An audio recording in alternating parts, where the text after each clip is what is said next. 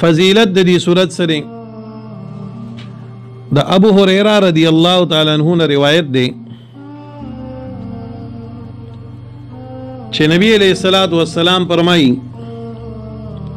قرآن شریف کی یو صورت ته د 13 آیاتونو دی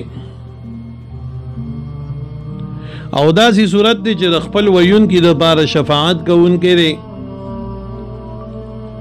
او در دې وخت پورې ول شفاعت کوي چې سو پورې د الله بخنه کړی ني او هغه صورت کوم یو دی تبارک الذی ابو داود کې دا حدیث راغلی دی یو حدیث کې وسردا سیم راغلی دی قرآن شریف کې یو صورت دی د 13 آیاتونو او زما غواړي چې دا زما د هر امتی په لکه برودي په یاد باندې دا صورت یاد کوي خان ګوره د نبی علیہ الصلوۃ والسلام تمنا دا وا خوشحالي په دې کې چې زما هر امتی ته یادي نو مونږه تاسو له پکاري دا تبارک الذی صورت مونږ یاد کو خان دا سګران خونه دی دوه درې ځکه بیا چی تاسو ته دا یاد کوي ګوره د الله پیغمبر په دې خوشحاليږي زما غواړي چې زما هر امتی ته په یاد باندې یادي په لکه پروتي بوئیږي کنه او بل حدیث مبارک کی راضی کم بنده چې د ماخام او د ماستن په دغه میاس کې یا د ماستن نه بعد تبارک الذی ولف لام میم سیدول ولی نو دې دا سیدې لکه د ليله القدر شپې چې ومونده نو ګورې ماخام یو سورته واقع وای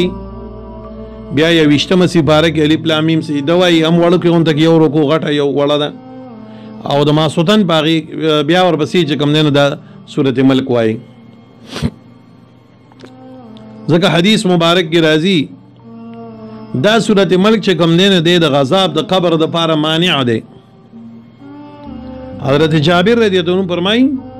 چې نبی کریم علیه السلام به درغي وخت پورې ود کېدنه در سو پورې چې به الف لام میم سیدا او سوره ملک ویلینو نو دا دو سورتونه وایي خمخم سوره واقع خو به خود وایو خود ده خو سره بدام ملګری کوي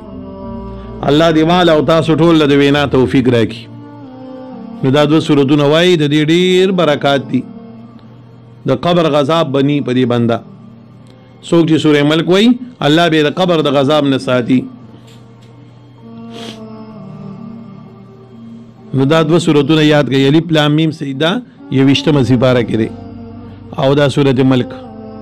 دې موستن کې وایي خان